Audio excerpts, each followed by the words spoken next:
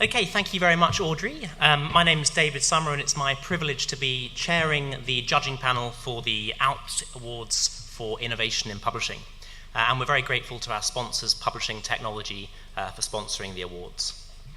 So our judging panel is made up of a team of experts from across the industry.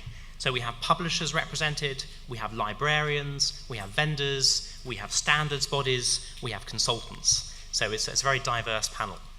And as in previous years, we've had a very, very strong response with nearly 40 submissions, I should say, covering all aspects of publishing and from across the globe. So we're very pleased with the response. This year, we have actually innovated the Innovation Awards. We changed things around slightly. We should have entered ourselves and won, perhaps.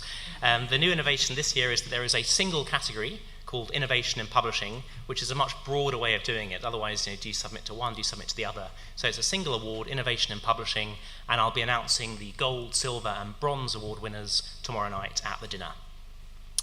So this afternoon, we have an opportunity to really showcase the very best of innovation in our industry.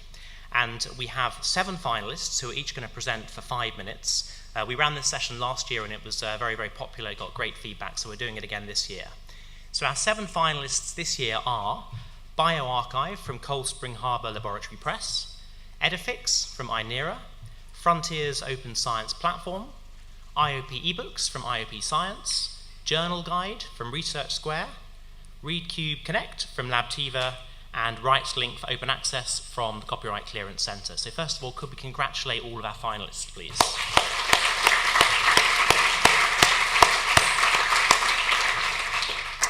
Okay, so I'm going to ask you each to present in alphabetical order by product to make it fair. You'll have exactly 5 minutes. Please do keep it to 5 minutes because, first of all, we want it to be fair, but secondly, you are the only thing between this audience and the bar. And frankly, some of them look like they could do with a drink. I'm not looking at anyone in particular. Okay, so I'll turn it over to our first presenter, which is from bioRxiv from Cold Spring Harbour Press. Over to you.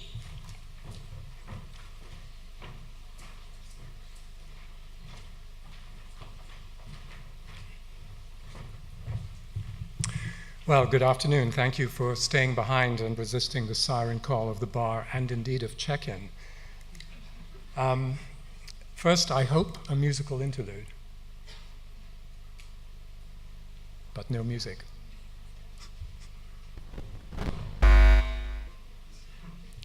I was afraid of this. Okay. Thank you. Imagine if there was somewhere you could submit a paper, and within 24 hours, anyone could read and cite it. Now imagine it was all free. Free for authors, free for readers. And anyone could join the discussion.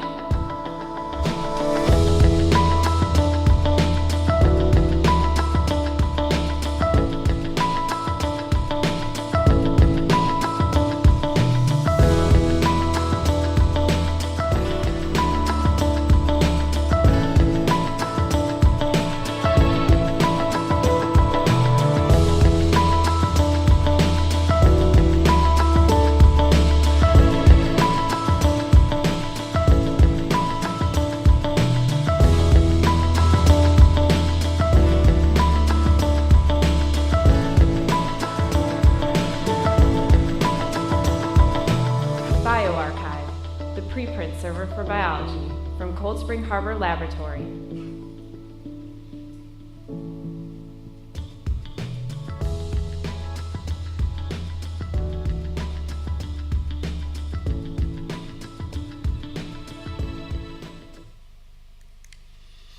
bioRxiv is 10 months old. It has a growing readership. This month we exceeded 100,000 page views of the abstracts of these deposited manuscripts and about 50,000 downloads of the PDFs. We have a rising rate of submission. Even in August, there was a large number. We're averaging about 70 to 80 new papers a month. So far, we have 673 papers. 193 of them have been revised at least once.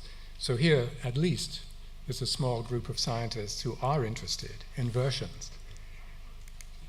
They come from 44 countries, and they cover the widest range of biology that we could think of. Some disciplines obviously more enthusiastic about this than others, but even relatively conservative sections of the biomedical community are picking up on the enthusiasm for preprints. We offer authors the chance to label their papers. 95% of them regard their findings as new, but the others are either confirmatory or contradictory. So here is a publishing mechanism for those two categories of scientific data that are notoriously difficult to publish. For those of you interested in licensing, these are the numbers. So some are very interested in openness, and some are preserving their rights, at least until the final version of their paper is published in a journal. There is an opportunity for on-site commenting. It's not extensive, but when it happens, it's interesting, and sometimes more than that. There is extensive discussion on Twitter and in blogs, and most particularly, there is a great deal of direct feedback to authors through email. As a consequence, we feel that these papers that eventually are submitted to journals have changed as a result of the interaction with the community that's taken place. And so far, 155 of those 673 papers have been published in journals, 78 of them to be precise. You can't read this, but the largest bars on the left belong to PLOS One, Bioinformatics, eLife, PNAS, PLOS Genetics, and a wide range of others, including some of the journals that are hardest in our community to get into. At the end of this month, we will have 3 journals where there is an opportunity to simultaneously submit your paper to the journal and to deposit it on the preprint server. And the next stage will be offering those who have deposited a preprint the opportunity to upload that preprint to journals. And we're talking to publishers about that. So after 10 months, we've seen behavior change, using preprints, reading preprints, discussing preprints. We've seen policy changes amongst journals who have either changed their policies about accepting preprints for editorial review or clarifying their policies. We've seen at least one rule change where NIH now allows people filling in their bio sketch to point to a preprint as evidence of their work. The benefits, of course, are the speed of transmission of data and conclusions, the feedback that results from that, the opportunity for discovery. These preprints are indexed thoroughly by Google Scholar, but also you can search on the site. The benefit there being that if you're a young scientist who hasn't yet got a paper that's made its way out of the review process, you have something to show to a hiring committee or a grant awarding committee. The lab has a long tradition of helping, and which goes back to the 30s. And bioRxiv is that last step in that tradition. Thank you. Thank you very much indeed. Thank you.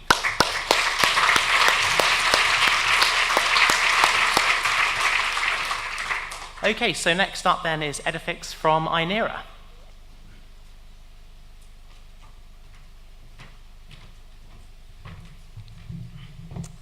Good afternoon. This is actually the first conference I've ever been at with double-sided tags, so I think ALPSP should get an innovation award for this.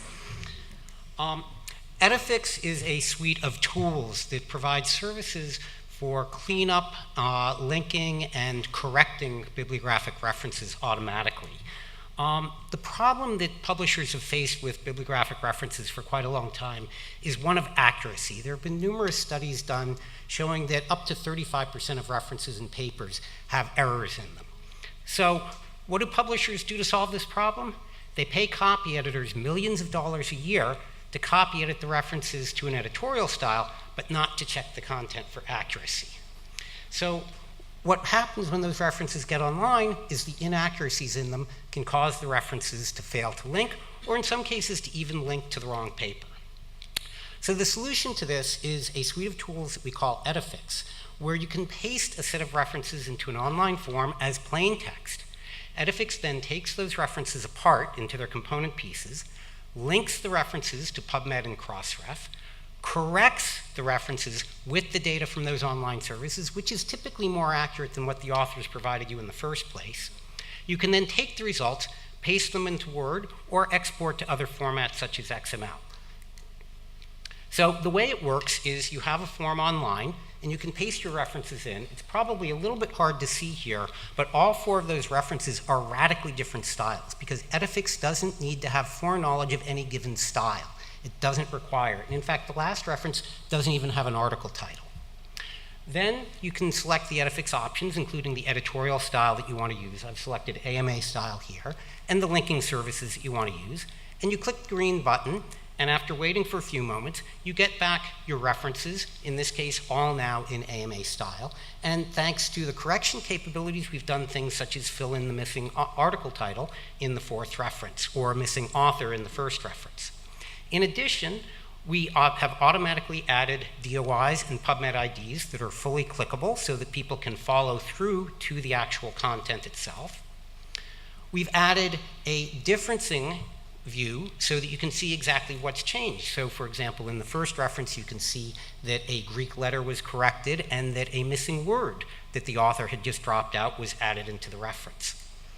And finally, we provide warnings about significant problems. Again, it's a little hard to read, but that's a warning that the 3rd reference in this list is actually reported as retracted on PubMed.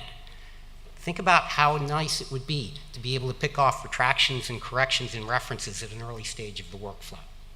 So in terms of using the results, this is the view with all of the extra information knocked out. You can copy and paste it over to Microsoft Word, or you can export to XML, RIS, and several other formats for use in other parts of your workflow. So what are the use cases for Edifix? There are a bunch of them. First of all, in terms of online submission, because of the PubMed and Crossref linking, you can provide links to editors and reviewers at an early stage of the process. So they can just point and click if they want to see any of the cited literature. In addition, you can get warnings early on. Just, again, think about how great it would be to pick off the fact that a reference was retracted at the stage of submission. Freelance copy editors can use it to deliver much higher quality reference lists for much less work. Publishers can obviously use Edifix in their workflow as part of their copy editing tools. Oops, went forward a little too fast there. Service providers can use it to create XML. And finally, we're seeing innovative new services pop up because this service exists. So the Sheridan Press has a new online proofing system called Proof Express, and rather than have the author of the paper, when adding a new reference at proof stage, go through a long form to fill in a whole bunch of fields for the reference, they just paste in the reference, it runs through Edifix, and guess what? They get the final reference in the right editorial style, fully linked to PubMed and Crossref. So that's taking advantage of this for a completely new kind of service. What are the innovations that Edifix brings in? Well, first of all, it works on plain text references from any discipline and in any original format style. So it doesn't require a lot of setup to use it. It doesn't require any setup to use it. That's because it's based on heuristic processing, not pattern-based processing. It's designed to really peel apart not just references following standard styles, but even references that are damaged. It does more than copy editing. It corrects the references. It really does what copy editors would love to do, which is to make sure the content is right, but the reality is most people can't afford to pay them for that. It's very expensive. I heard one publisher say that was doing it, it was costing them $1.25 per reference to have a copy editor manually do what Edifix does for a fraction of that. We have unique PubMed fuzzy matching. We can match references to PubMed that will just completely fail on other matching systems. We also scrub the data coming back from PubMed and Crossref. It's not just a simple data substitution. There's a lot you have to do in order to make it work well. And ultimately, what we have are flexible models, both for licensing and for integration. So the value of Edifix is that it can reduce cost and time and bring higher quality to the publication of your manuscripts. On behalf of the Edifix team, I'd like to thank the committee for selecting us as one of the finalists, and thank you very much for your time. Okay, so the IOP ebook program, it's a brand new book program that we launched in October last year at the Frankfurt Book Fair. Some of you may know that we had a book program historically. It was sold to TNF in 2005. So this wasn't about digitizing an existing print program, it was about starting from scratch as a digital program. And I think we retained a lot of interest in publishing books from our previous program, but it was really the rise of the ebook over the last 5 years that really kind of stimulated our interest. And so when we looked at the kind of ebook space within STM publishing, we were left kind of disappointed. I mean, I think I'd highlight three particular things. Firstly, I think in general, the reader experience is quite poor. You know, what we tended to see predominantly was chapter-level PDFs that were disjointed, rather than kind of cohesive books that made use of digital publishing capabilities to create an enjoyable reading experience. Secondly, from the librarian's perspective, certainly, there's still a huge amount of DRM and restrictions on use, which, you know, really was born out of the transition from print to electronic. And in my mind, anyway, as an institutional model, DRM really has no place in an ebook world.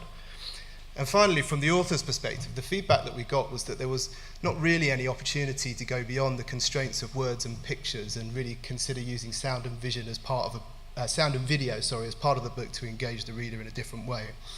And alongside that, most people felt that the kind of royalty model was really based on the print model anyway. And so our kind of summary was that really we weren't looking at ebooks, what we were really looking at were print books online. And we thought there was a real opportunity to make things better and progress things. So we launched our program in October last year. We expect to publish 35 books by the end of this year and 60 by the end of 2015. Now, normally when you say you do 0 to 60 in 24 months, that's not much to brag about, but I think in the book world it's not too bad. And from our perspective, it was a clear indication that authors were perhaps looking for something slightly different. But I think the question is, why do we believe that our program is innovative? And just to say what my understanding of innovation is anyway, and that innovation is not really about making new things, it's about finding new ways of making things better. And, you know, alongside that, I always believe that for something to be a good case of innovation, it needs to be sustainable. You know, if you have a good idea, in 4 or 5 months it's dead. It's not that there was anything wrong with it, but you can't really say it was good innovation. And so how have we made things better? So first and foremost, I think the reader experience that we offer is the best in STM publishing. We publish all of our content in HTML, EPUB 3 and PDF as whole books and individual chapters. And so the users can read the book the way they want to on the device they want to. And beyond that, you know, we try to make use of as much digital capabilities as we can. So to give an example, all of our equations are coded in MathML, which in the physics space is obviously quite critical. From the librarian's perspective, obviously we operate in a no DRM model, so they feel comfortable that their users can access the content freely. And from the author's perspective, we give them the option to incorporate sound and video, and we've also scrapped the print royalty model. That was just frightened the life out of us, so we avoided it on purpose, I think. So I think you can't argue that any of those three things are innovative in their own right, and I'm sure many people in the room would say, well, we already do that. What I think is innovative is the way that we brought all of those things together to create a sustainable book program that is built around the way that people read content now and in the future, rather than how they perhaps read it in the past. And so what I'd say about this is, you know, when we think about innovation, people tend to only really think about tech innovation, and I think this is much more a kind of publishing business innovation rather than technical as such. Why is it important? I mean, I think in the first instance for us, it gives us a new way to engage with the scientific community. It also offers a new income stream for us. But, you know, in the wider context, I think it demonstrates that you can launch new book programs and, you know, even for small, medium-sized publishers, and it would be really interesting to see if more come up in the next few years, and it certainly would add a new dimension to ebook publishing. Just as a final note, I mean, this is an award for innovation in publishing, you know, and this project is, you know, really at the core of publishing. What could be more central than the book? And so I kind of feel we're a strong contender for this, but will we be the winner? I don't know. I guess we'll find out tomorrow night, but that's it. Great, thank you very much.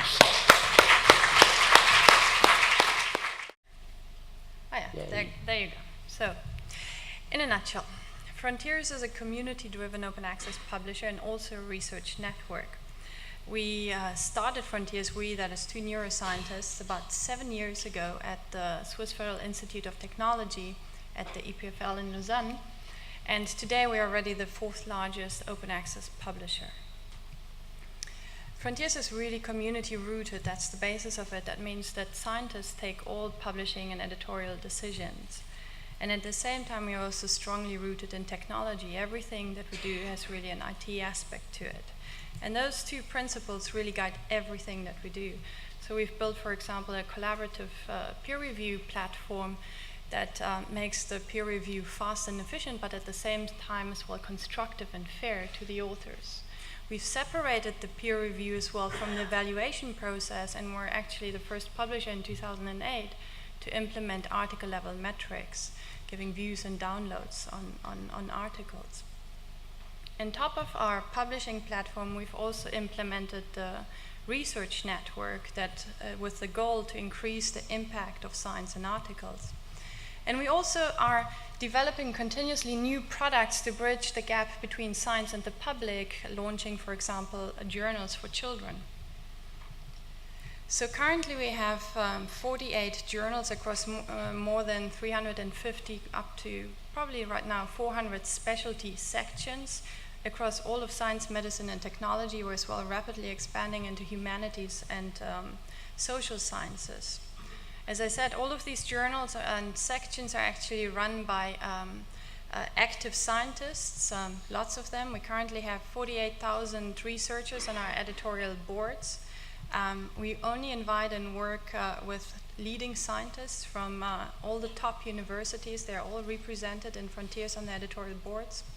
And with this mixture between rooting and strong principles, technology, and working with leading scientists, we've already published 25,000 open access articles, going strongly for the 30,000th article by the end of this year. So it's growing very rapidly.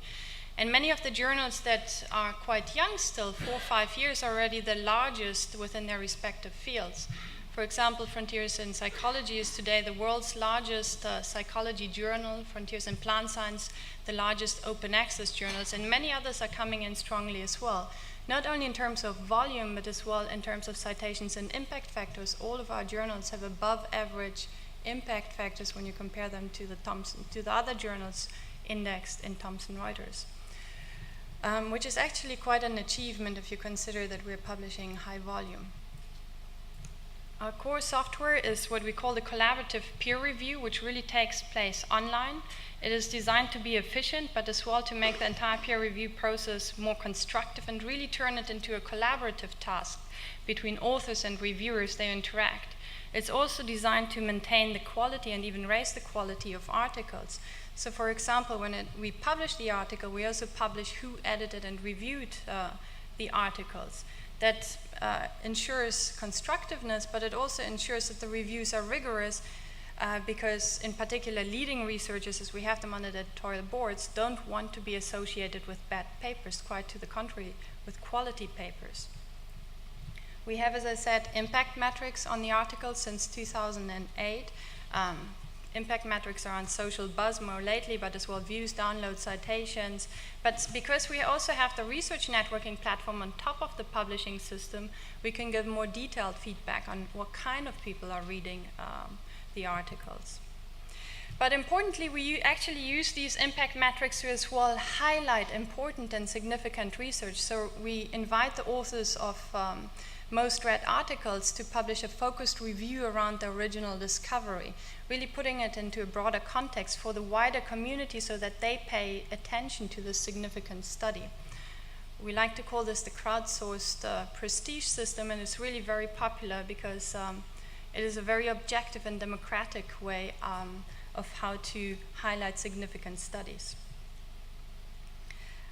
And Frontiers is also really about maximizing the impact for authors. So this starts really in showing who are authors. So everybody who is in Frontiers, we have more than 160,000 users overall, has a profile in Frontiers. And these profiles showcase their CVs, but as well their publications, not just Frontiers publications, but any type of publication. We crawl whatever is out there, and we insert it into these profiles automatically, but as well co-authors, blogs, news, whatever makes up a researcher.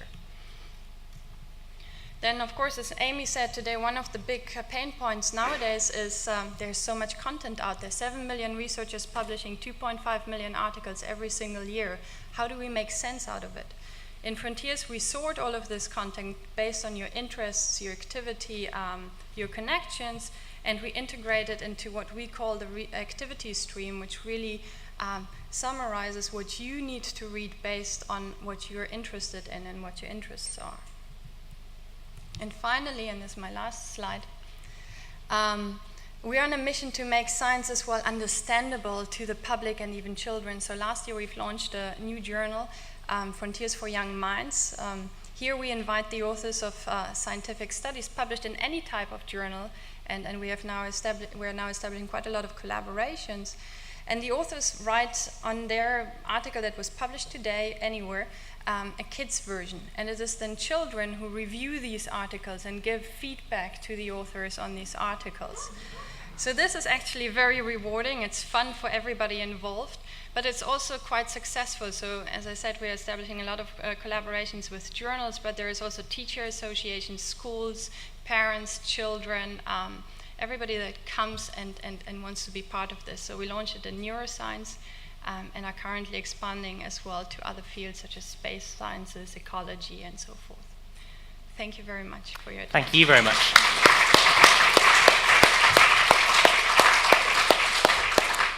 Okay, next up is Journal Guide from Research Square.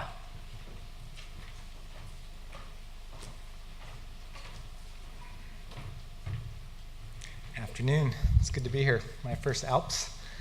I'm thrilled to talk about Journal Guide and the background of it. I wish there was a really exciting story about how we came up with this concept, but the truth is we just listen to our customers, honestly. And we are in a bit of a privileged position because with AJE and Rubric, we have touch points with thousands of authors every month that have a paper in hand and are looking to get published. And what they told us, and really what they asked us more than ever, is what journal do you recommend? Do you have a sense of where this might be a good fit? And so out of that question is really Journal Guide. And I'll start by saying Journal Guide is much more than just a simple search tool that kind of returns journals based on a title and abstract. I don't think we would have been shortlisted if that was all we were bringing to the table here. So I'm going to try to touch on some of the more innovative components of Journal Guide in my short time. But just a bit more on the problem we're trying to solve here. Authors primarily are trying to get published in the best journal possible as quickly as possible. This is a theme that we keep hearing over and over again from pretty much any author right now. But this question is more complex, more complicated than I think than ever with mandates, some of the things we've already talked about this afternoon. It is complicated. And not only is it complicated, but they're being bombarded with information, requests from all over the place. And it's getting really difficult to kind of separate out legitimate options and what are the best options, because time is certainly an element in that statement up there. So I think what we're trying to do is bring together a lot of information. I'd say this is one of the key innovations we're doing, is taking multiple data streams about journals from multiple places together in one place and providing this in an author-centric way. So the information that authors truly need to look at and evaluate where a good publishing option would be for them, from publishers, from other authors, from journal editors, from third-party providers, from aggregators, all in one place called Journal Guide. And so what we're really building is what I call a two-sided platform, because it's not just a tool for authors. We're actually inviting editors into the ecosystem here. But Journal Guide is independent. We are not a publisher. We are actually an independent organization, Research Square. We're trying to be inclusive and comprehensive as possible to provide the full picture of all the options for a researcher. So I'll quickly just explain how this works on both sides here. For a researcher, it really is about discovery. It's about finding the right journal. But once you do a search, you can actually drill down and actually see a journal page that we've created, a standard view of the major components of what a journal story is. And then you can compare journals. Because we've standardized the information, you can actually compare one journal to the next, which is the screenshot there. But even going further down the engagement list here, there are ways to start to connect authors to a community of a journal. So a lot of times, we talk with a lot of publishers, we work with publishers. The idea of a journal as a community, I think, resonates with a lot of people. And the tools that we're trying to provide here work both ways to try to build a community if you're an editor, or join a community if you're an author. So yes, we want to provide links right to the publisher, links right into the submission process. But we also want you to be able to follow journals and see if there are updates from journals, as well as go all the way into article discovery. On the journal side, editors can come in and they can say, well, this is my journal. I can claim that page. I can update it and provide pretty much most of the information on that page is managed by the journal that comes in and claims it. And we validate they're the right people and so forth. But that's just the beginning also. These engagement tools we hope will be really a new source for engaging new authors and readers for your journal, as well as providing journal intelligence, competitive intelligence, if you want it to be that way, but reports and analytics about what journals your journal is being compared to, who's coming to look at your page, who's following your page. So this is really a tool for both sides. In my short time, I'll just make a quick plug. We announced our whitelist approach. So this is an example of an additional layer of value that we want to provide as Research Square into the platform itself. So we know that there's a lot of questions about the reputation of different publishers. Because we're trying to be comprehensive and inclusive, we need to be careful. And one of the things we're trying to do is say, well, here's one approach, kind of a version one of a whitelist of what we would say is safe publishers, safe journals. So I can't go through the whole methodology, but the white paper is out there. The announcement's been released a few days ago. I encourage you guys all to look and provide us feedback, because we're going to continue to iterate on this approach. That's it. Thank you. Thank you very much. Okay, next is Read Cube Connect from Labtiva.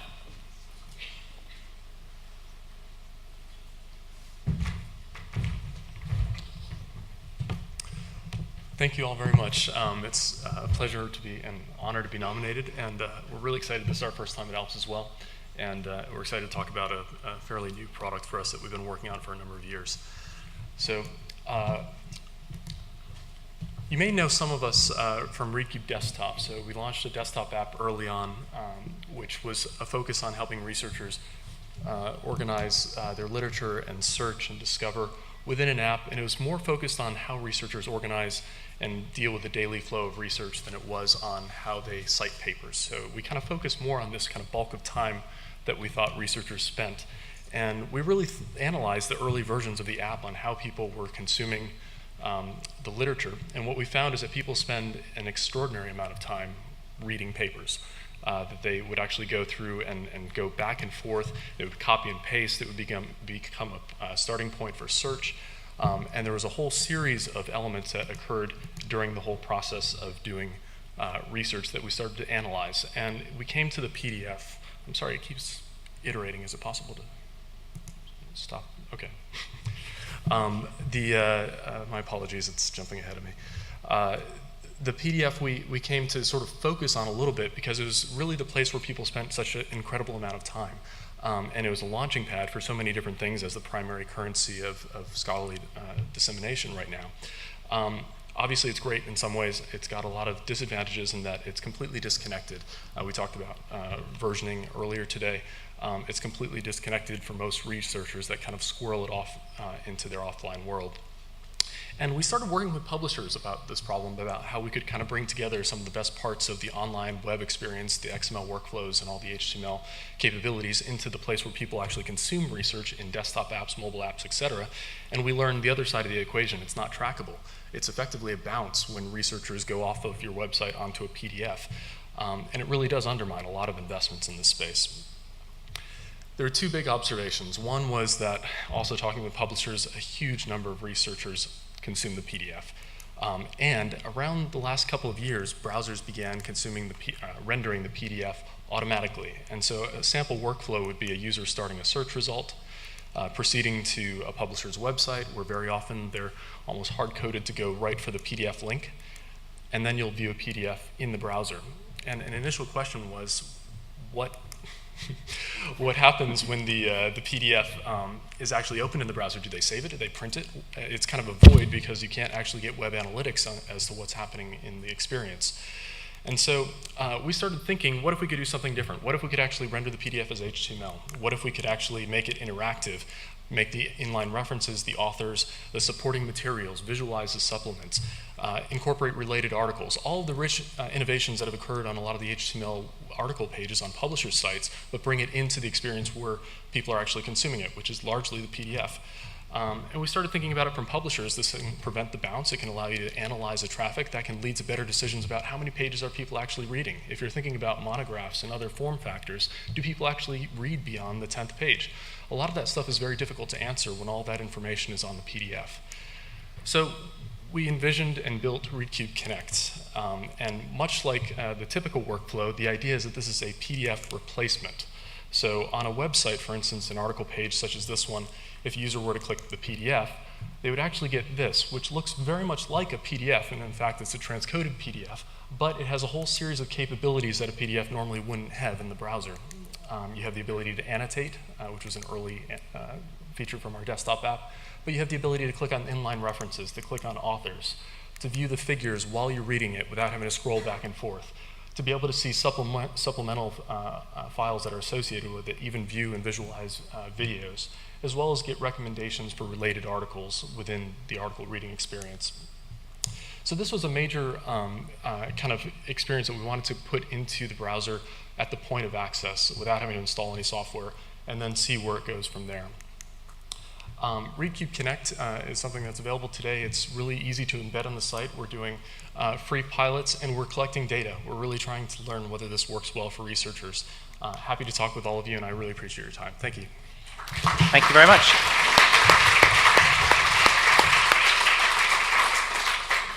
Okay, and then finally we have Rights Link for Open Access from the Copyright Clearance Center. Making a big entrance from the back of the room for maximum effect.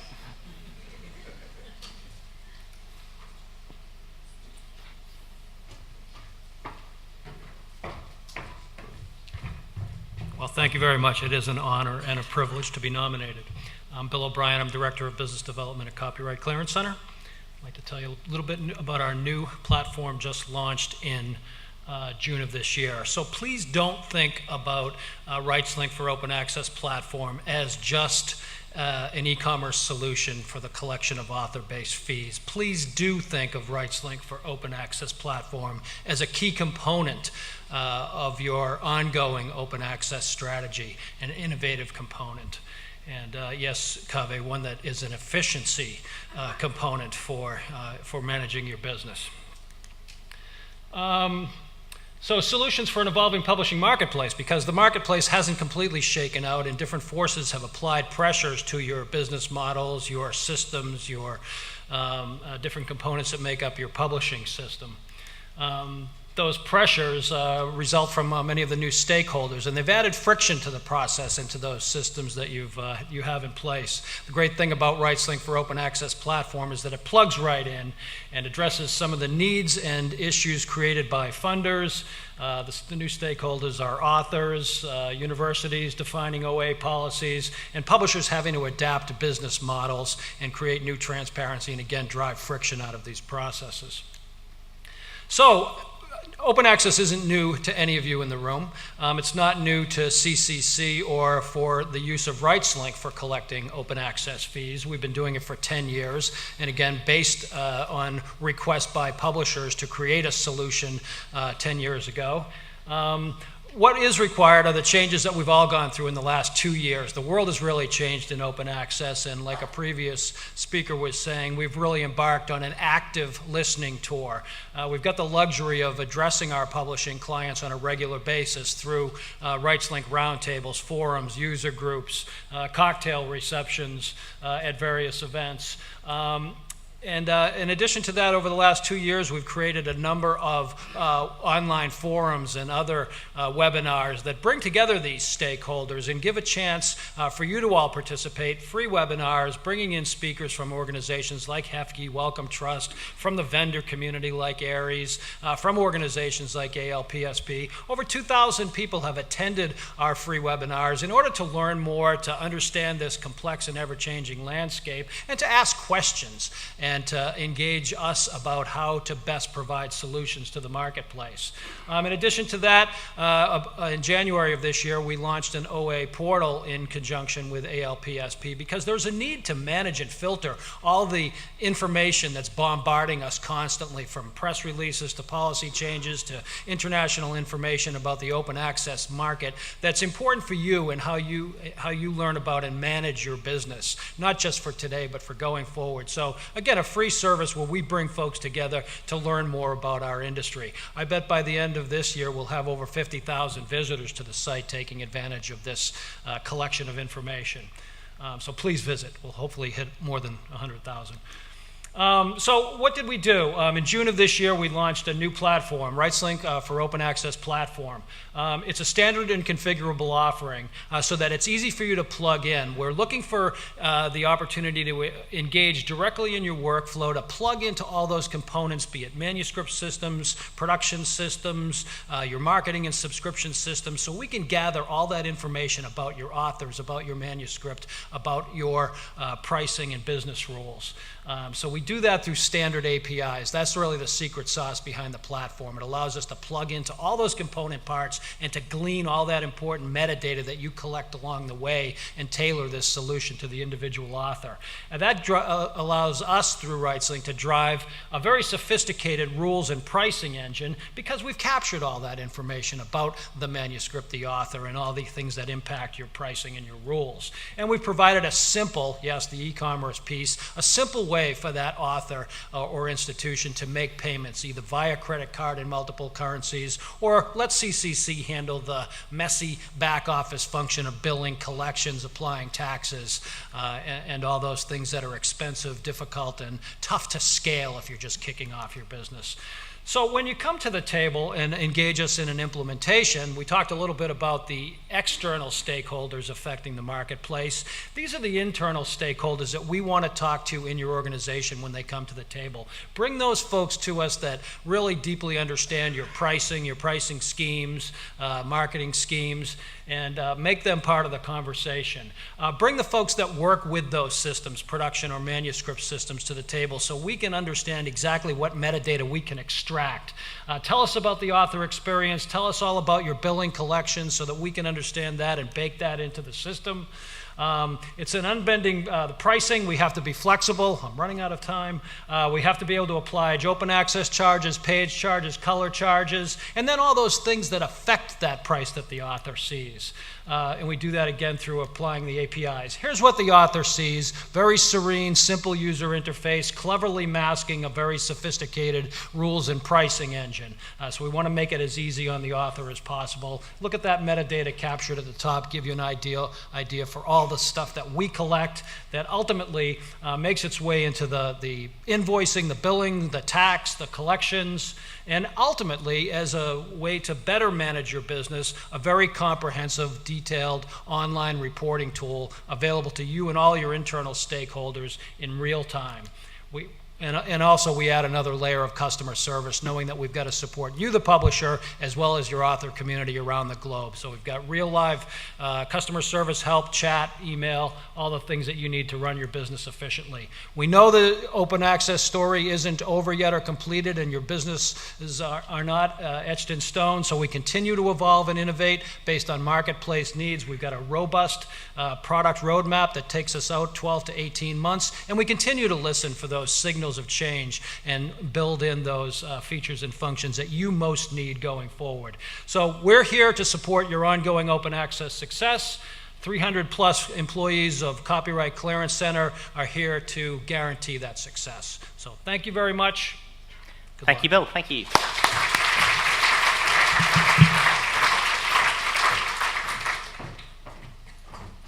Great. So thank you very much to all of our presenters.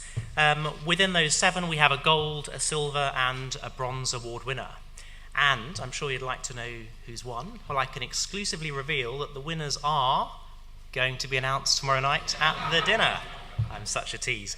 So thank you very much. Can we congratulate all of our finalists, and we'll see you tomorrow night for the results. Thank you.